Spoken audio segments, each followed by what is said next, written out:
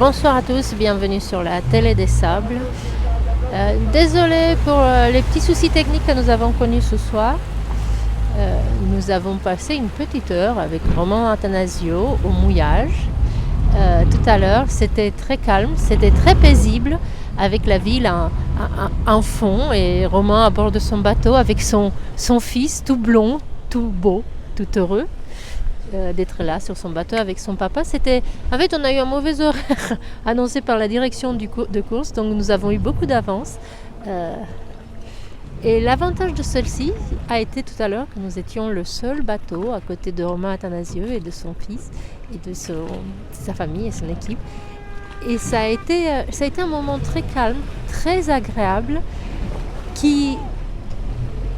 et puis peut-être que pour lui aussi, d'attendre un peu, après toute l'agitation de la ligne d'arrivée, et puis juste avant la conférence de presse, peut-être que ça a été un moment de calme. Donc vous allez bientôt voir le bateau qui s'apprête à rentrer dans le chenal des Sables d'Olonne. Nous sommes en train de nous positionner. Avec la nuit noire, c'est un petit peu moins pratique de voir, mais dès que nous serons à l'abri des jetées dans le chenal, vous verrez un petit peu mieux. Si je me mets du bon côté, c'est encore mieux. Vers un petit peu mieux le bateau de Romain Attanasio qui rentre enfin dans le chenal. Comme vous le savez, il a franchi la ligne d'arrivée en fin d'après-midi. Alors ce que je peux vous dire, c'est que pour des petites raisons familiales, je n'ai pas pu être sur la ligne d'arrivée, mais j'ai pu l'apercevoir depuis la plage et les gens étaient extrêmement heureux de le voir au loin, attendre. Ensuite, comme vous le savez, après la ligne d'arrivée, la marée étant basse, il n'y avait pas assez d'eau, donc il va rentrer juste maintenant dans le chenal. Je vous invitais tout à l'heure, à regarder l'interview que Romain Attanasio nous a accordée juste avant son départ dans le Vendée Globe. Je vous dis cela parce que c'était une interview confinée, c'était 3 jours avant, il était chez lui, confiné avec Samantha Davies. Et la deuxième partie de l'interview est très touchante. Il était touchant de la manière dont il s'est livré, dont Romain Attanasio s'est livré. Ce marin que tout prédestinait, comme vous le savez déjà, à être peut-être un skieur professionnel de haut niveau et non pas forcément un skipper de haut niveau. Il nous explique, je ne vais pas vous raconter l'histoire parce qu'il nous l'explique très bien dans l'interview qui est postée sur la plage de la télé, quels sont ses débuts dans la navigation, comment un oncle lui a ouvert la voie, comment il est allé dans la mini-transat, comment il a fait 10 ans en solitaire du Figaro, quelles ont été ses galères, puisqu'il en a connu, y compris dans le dernier Vendée Globe. Je ne sais pas si vous vous rappelez, il avait dû se mettre à l'abri d'une île pour réparer, il avait eu des gros soucis sur le bateau. Et puis cette année, parfois il faisait le Vendée Globe, d'autres fois c'est Samantha Davies qui faisait le Vendée Globe, sa compagne. Et puis cette année c'est la première fois où leur fils, que vous pouvez apercevoir, vous pouvez peut-être encore l'apercevoir sur le bateau, je me rends pas bien compte dans le noir. Je pense qu'il est à l'avant. Vu la taille, je pense qu'il est à l'avant, son fils. Donc cette année, leur fils était assez grand pour qu'enfin et Romain et Samantha puissent tous les deux. Ça y est, Romain, vous entendez les gens l'applaudir, il est tout sourire. Les gens dans les Zodiacs l'applaudissent parce que ça y est, il vient de franchir et de rentrer, de commencer la remontée du chenal. Il est à l'avant, juste derrière, c'est son fils. Ce que je disais, c'est que cette année, son fils était suffisamment grand pour rester avec papy, mamie. Et pour que Samantha et Roman puissent chacun faire leur tour du monde. Cette fois-ci, c'est Roman qui arrive avant Samantha Davies. Et il arrive 14e aujourd'hui au Sables d'Olonne. Il a bouclé son tour du monde. Et ce que je vous disais tout à l'heure, c'est que pendant la petite heure où nous avons été tout près du bateau, nous avons pu voir son fils tellement fier, tellement content. Et puis là, on l'aperçoit un peu à l'avant du bateau également. Content pareil. Ça a dû être long pour lui, petit bout. 3 mois sans sa famille, Noël sans les parents. ça y est, il salue les Zodiacs. J'ai oublié son nom, je pense que c'est Noah. Je pense que le prénom de son fils est Noah.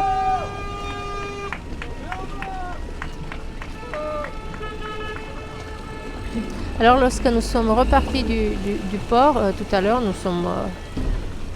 les jetées étaient cette fois-ci complètement vides. Parce que comme vous le savez, c'est de plus en plus compliqué de venir accueillir les skippers.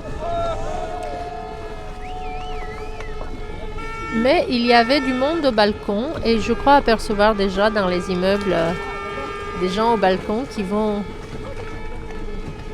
l'accueillir.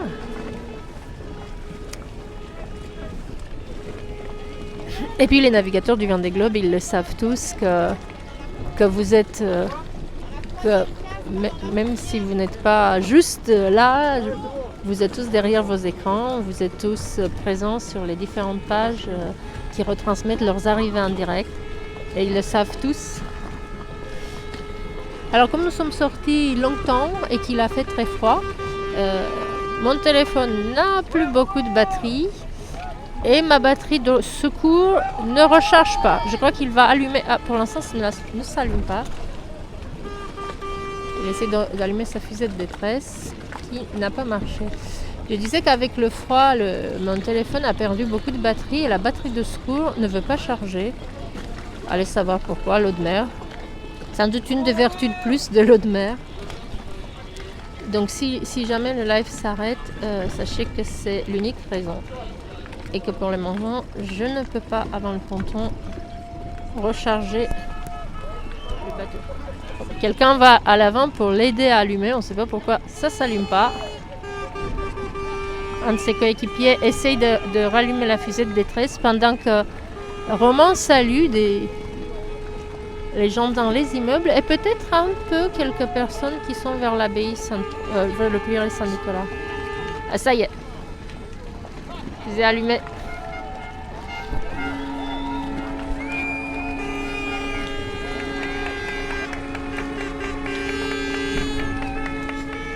Voilà. La joie d'un navigateur de plus d'allumer sa fusée de détresse une fois à bon port. Et heureusement qu'il n'ait pas eu besoin à le faire avant.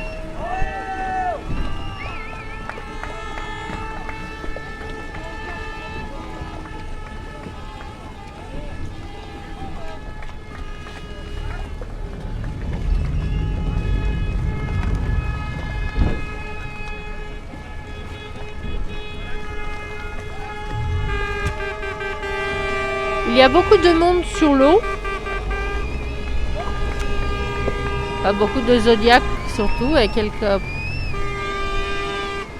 En fait beaucoup de Zodiacs et beaucoup de bateaux de l'organisation et de journalistes.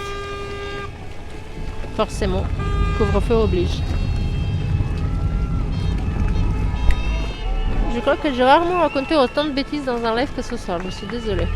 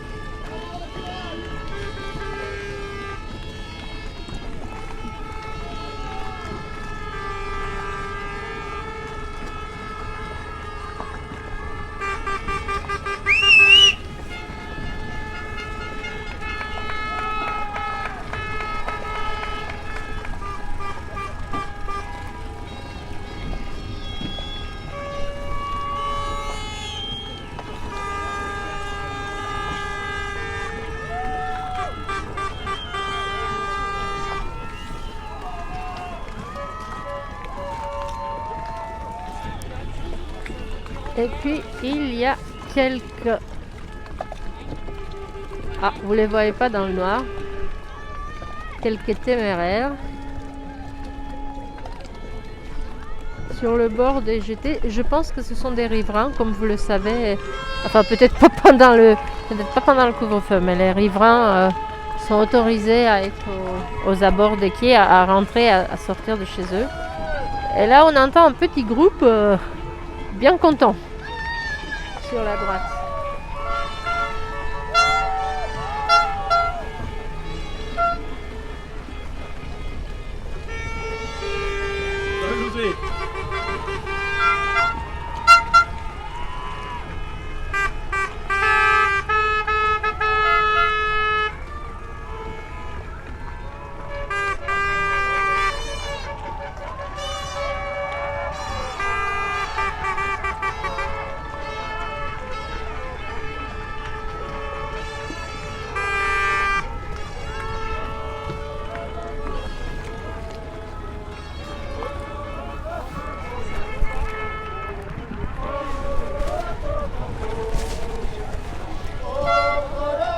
Je ne sais pas si vous entendez tout le monde qui chante autour du bateau.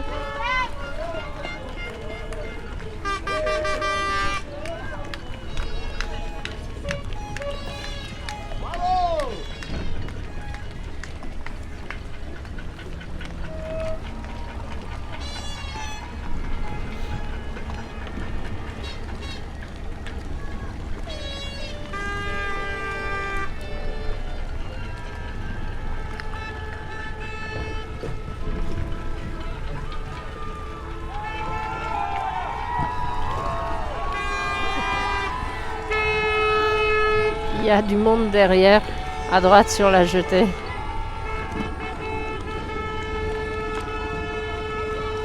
Et puis son fils Noah, qui salue, très curieux.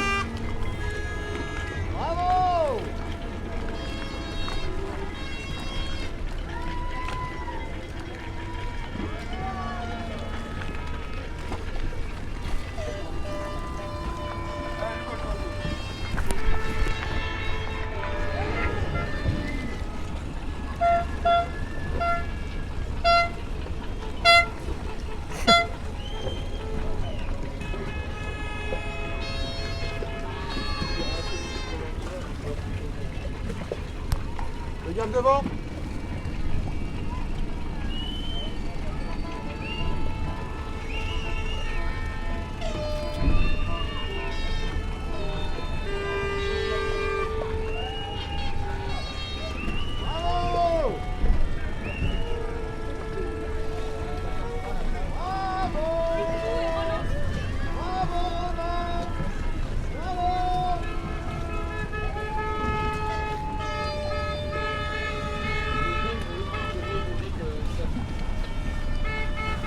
Il y a des petits groupes, pardon, j'ai l'image a bougé, j'étais en train d'essayer de regarder à droite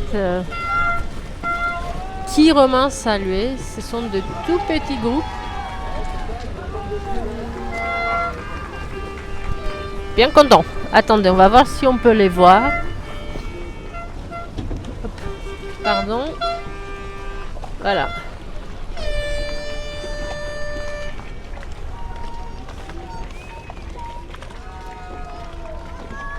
Il y a un peu de monde.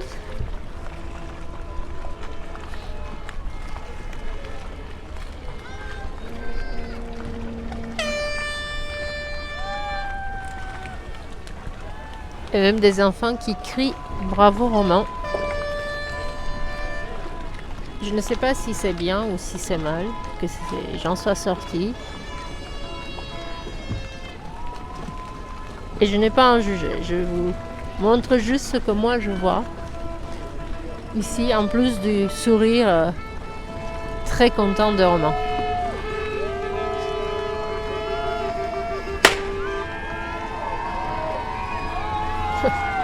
Dans l'immeuble en face, l'allumage de la fusée de détresse a créé une très grande excitation.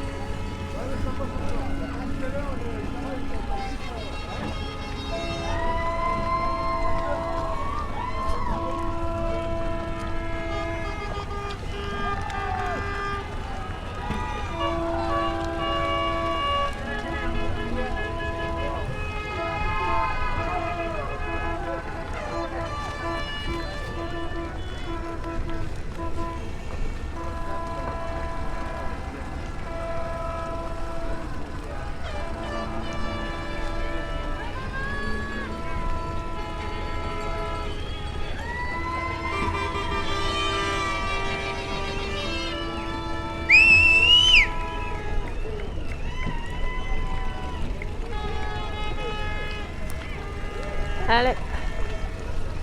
Encore une petite fusée de détresse. Et je vous disais tout à l'heure que je ne commente pas parce que si je ne parle pas, cela vous permet de sentir et d'entendre l'ambiance. Et puis aussi parce que la plupart des informations sur le parcours de Romain Attanasio se trouvent dans notre interview postée un peu plus tôt ce soir sur notre page. Ah.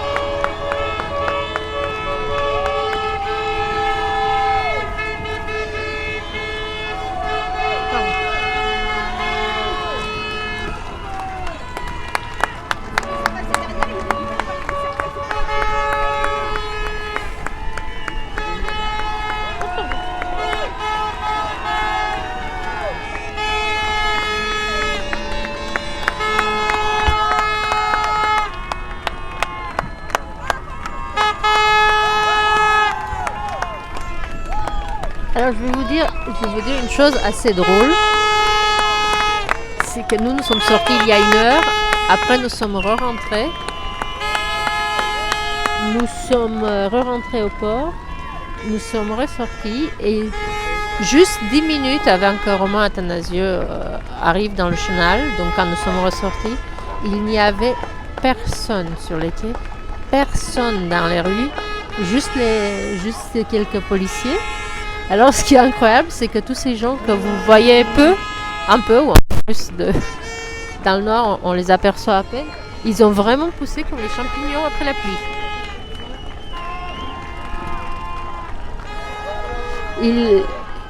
20 minutes avant qu'il arrive, qu'il rentre au port, il n'y avait vraiment personne. Et c'est assez drôle. Et je pense que 5 minutes après son départ, il n'y aura plus personne non plus.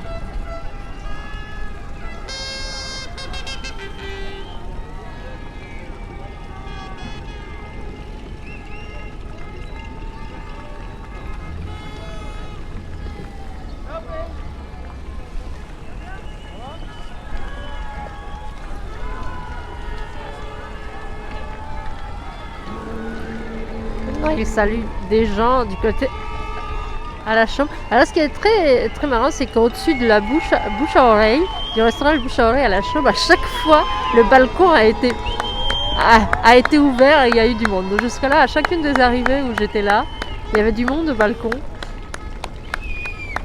dans cet immeuble. Et ils sont bien énervés, c'est pour ça que je les ai remarqués à chaque fois.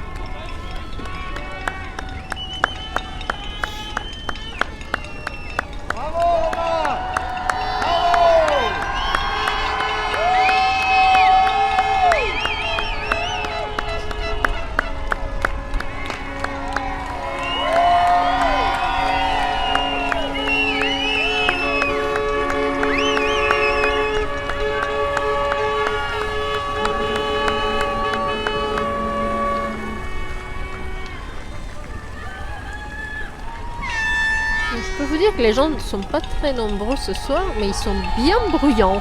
Ils font du bruit pour le double.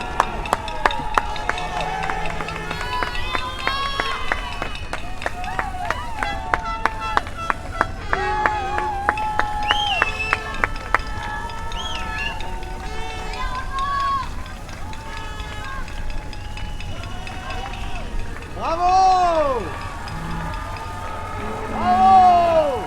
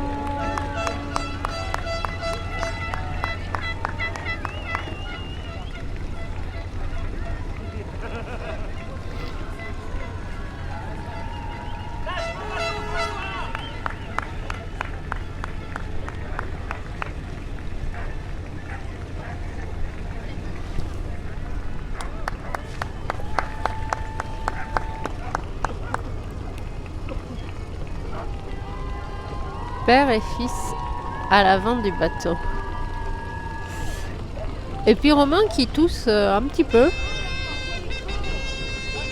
J'espère que c'est rien. En tout cas, au moins il est sûr qu'il n'a pas le virus parce qu'il ne pouvait pas l'attraper. Je l'ai aperçu, je sais, plusieurs fois. C'est peut-être aussi juste à cause des fumées. Ça peut peut-être être ça aussi, tout simplement.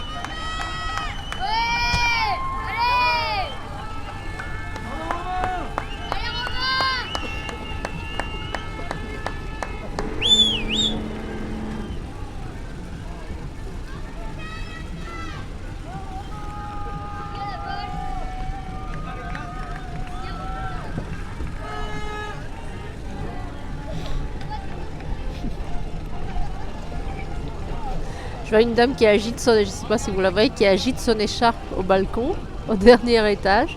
Elle le fait bien parce que on la remarque et je pense qu'à un moment, dès qu'il aura repris sa fusée, elle va aussi la remarquer.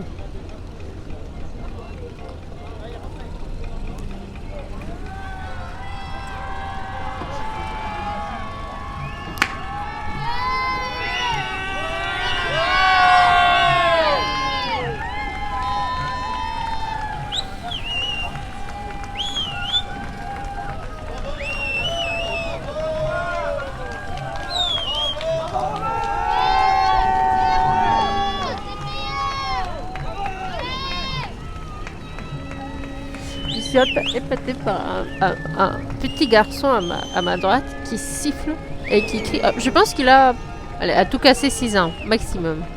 Il crie depuis tout à l'heure dans le Zodiac. Bravo Romain, vas-y. C'est lui que vous entendez en fait.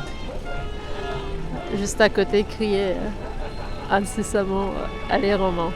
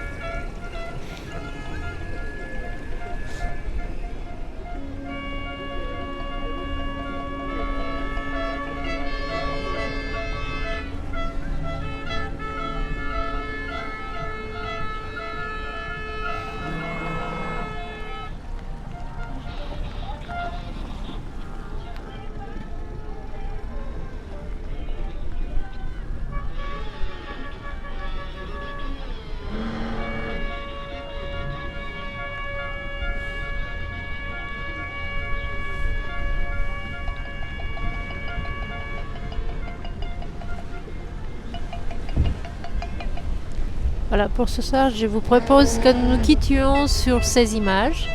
Dans quelques minutes à peine, Romain Attanasio arrivera au ponton. Je n'ai pas beaucoup parlé ce soir parce que... En fait, je ne sais pas. Peut-être parce qu'on l'avait déjà interviewé, parce qu'il y a l'interview. Peut-être parce qu'à force des arrivées, il y a toute cette émotion qui s'accumule. Parce que, voyez-vous, lorsqu'on voit les gens applaudir sur les côtés heureux, on sent aussi leur appréhension pour les risques qu'ils prennent. Et tout cela crée une ambiance joyeuse et étrange à la fois. Alors voilà. Je vous dis bonne nuit de Sablé d'Olonne. On se retrouve très bientôt avec l'arrivée du Sablé aussi à Arnaud-Boissière, attendu pour cette semaine. Il y a beaucoup d'arrivées prévues la prochaine semaine. On se retrouvera là. D'ici là, portez-vous bien, portez vos masques, mettez du gel et retrouvons-nous vite avec le beau temps. Et en attendant, en virtuel au moins, au Sable d'Olonne pour les prochaines arrivées, si tout va bien. Merci à vous de nous avoir suivis, une fois de plus. Pardon pour les petits soucis techniques du début. Bonne nuit, bon week-end à vous. Au revoir.